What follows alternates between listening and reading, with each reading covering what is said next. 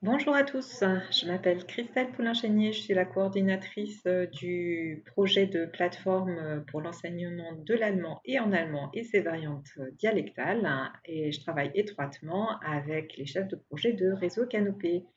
Alors aujourd'hui, on va essayer de vous expliquer comment remplir le tableau d'indexation et à quoi il sert, puisque vous êtes contributeur, donc vous avez des ressources que vous souhaitez valoriser et mettre en ligne sur la plateforme de ressources. Alors, c'est parti, je vais vous expliquer un petit peu tout ça. Je vais d'abord partager mon écran. Voilà. Et on va se mettre sur le document. Donc, voilà le lien vers le tableau d'indexation. Alors, à quoi il sert? Ce tableau d'indexation, quand on va chercher une ressource, quand l'usager va chercher une ressource sur la plateforme de ressources, il va avoir deux modes de recherche. Soit une recherche en langage libre, c'est-à-dire, en fait, c'est comme sur Google ou n'importe quelle autre plateforme, vous avez un bandeau de recherche dans lequel vous indiquez différents mots pour pouvoir accéder à votre ressource. Voilà. La deuxième façon d'accéder à des ressources, c'est de passer par une sorte de thésaurus, si vous voulez, c'est-à-dire des mots-clés et des différents critères qui sont pré-indexés pour pouvoir trouver la ressource le plus facilement possible. Alors, pour la plateforme de ressources en langue et culture régionale, on a décidé de choisir les deux modèles. C'est-à-dire que l'usager peut indiquer une recherche libre et en même temps cocher des cases pour pouvoir trouver sa ressource plus facilement. Et le tableau d'indexation va nous aider, va aider en fait le système informatique à rechercher la ressource le plus rapidement possible, en tout cas celle qui correspond à l'usager. C'est pour ça qu'il est très important de bien remplir ce tableau.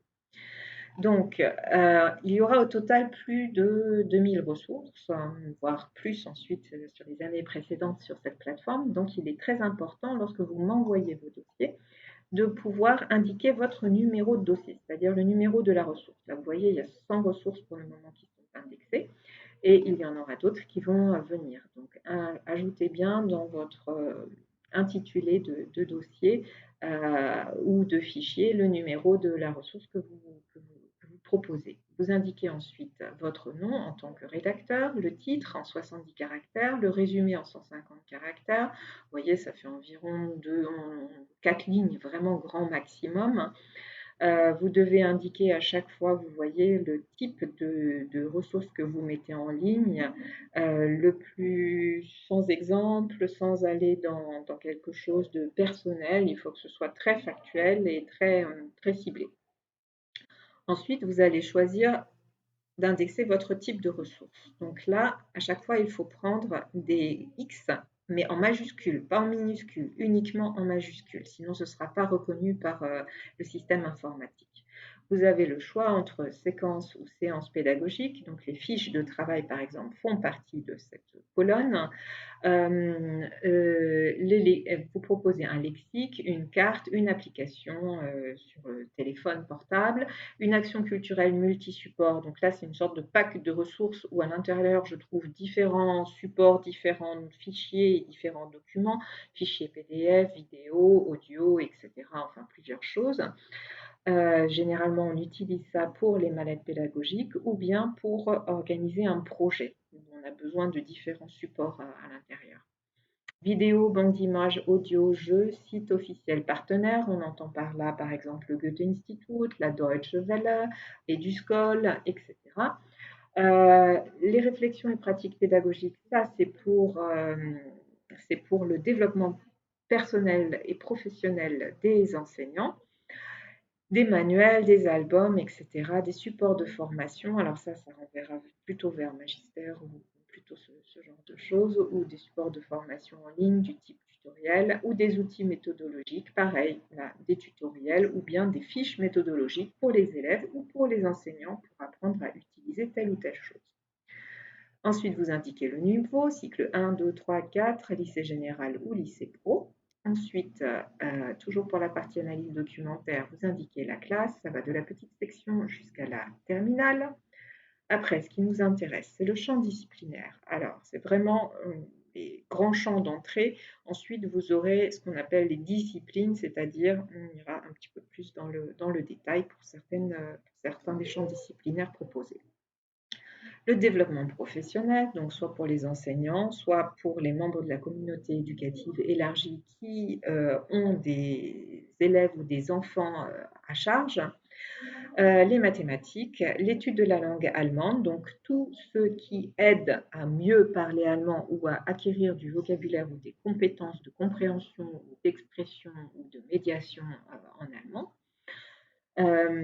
Les arts, questionner le monde et les sciences humaines, éducation physique et sportive, enseignement moral et civique, étude du dialecte, donc la même chose, mais cette fois-ci pas en allemand, mais en dialecte, et autres. Alors là-dessous, on voyait par exemple tout ce qui recouvre le champ professionnel, puisque les branches sont multiples et variées, et qu'on ne pouvait pas toutes les insérer, on a décidé de faire une case autre.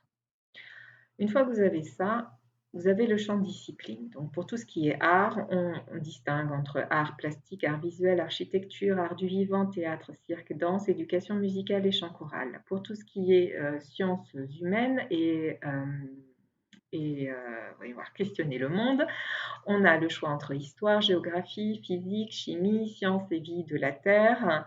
Voilà, on a aussi technologie et puis on a éducation au développement durable. Si vous souhaitez indexer quelque chose dans philosophie, je vous indique à le faire peut-être plutôt soit dans littérature si vous souhaitez, soit plutôt tout simplement coucher, questionner le monde et c'est tout.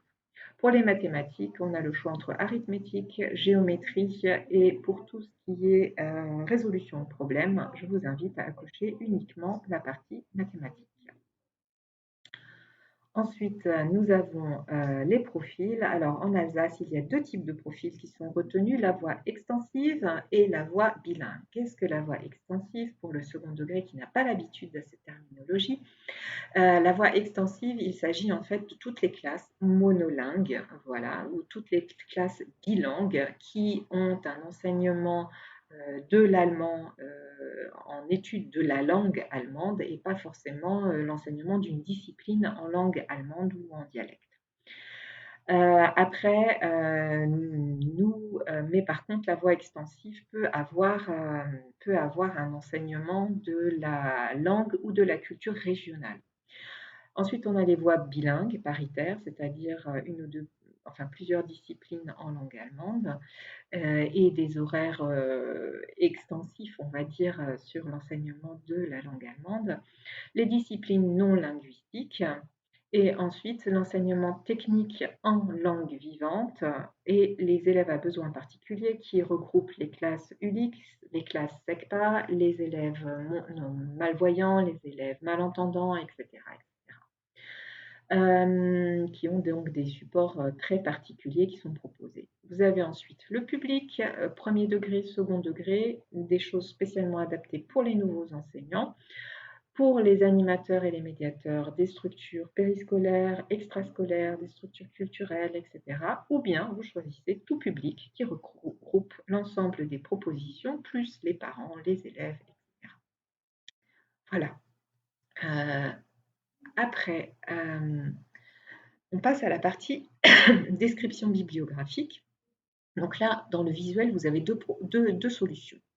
Soit vous avez affaire à une ressource qui est déjà en ligne. Et donc, vous allez indiquer simplement le lien vers cette ressource, comme vous voyez ici ou ici. Soit vous avez une ressource qui est sur un site, on va dire, à accès limité ou à accès restreint, c'est-à-dire votre ressource est sur Tribu, ou elle est sur Magister, ou c'est un parcours Canoprof avec un mot d'entrée ou un droit d'accès, un mot de passe, ou soit c'est un drive. Voilà. Donc là, il va falloir retirer la ressource, au besoin l'épurer, la revoir, tout le processus que je vous ai indiqué dans le parcours Canoprof. Et ensuite, il va falloir m'envoyer ou envoyer à Anne et envoyer à Anne Holzman aussi cette ressource. Donc, selon les préconisations que je vous ai notées dans le parcours Canoprof.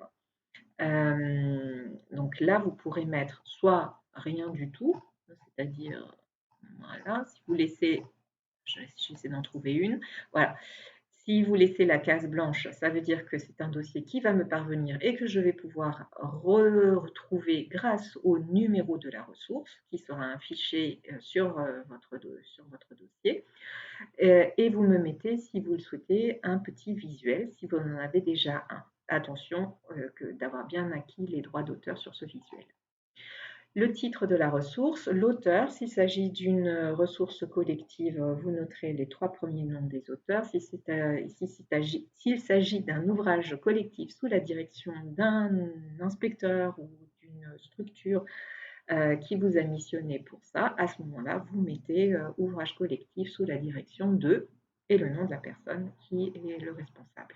La fonction des auteurs, la date de parution, s'il s'agit d'un site, on mettra la date de consultation du site, l'éditeur, la collection, c'est-à-dire le nombre de pièces, le nombre de fichiers qui sont disponibles à l'intérieur de votre dossier, s'il y en a plusieurs, et au niveau des notes, vous pourrez noter à ce moment-là si jamais la ressource est disponible uniquement sur réservation, etc. À ce moment-là, on pourra l'indiquer dans cette partie. Ou bien s'il y a des vidéos complémentaires pour pouvoir visionner cette ressource, vous pouvez aussi l'indiquer ici. Voilà, j'espère que j'ai pu vous aider dans cette compréhension du tableau et dans cette partie. Si vous avez besoin d'autres choses, d'aide en droit ou bien à l'indexation, autre chose, vous n'hésitez pas à me contacter, à contacter Anne Holzmann ou bien même Esther Scheidegger qui vous viendra en aide. Surtout, n'hésitez pas. Voilà, je vous souhaite une bonne journée et je vous remercie beaucoup pour votre aide. Au revoir.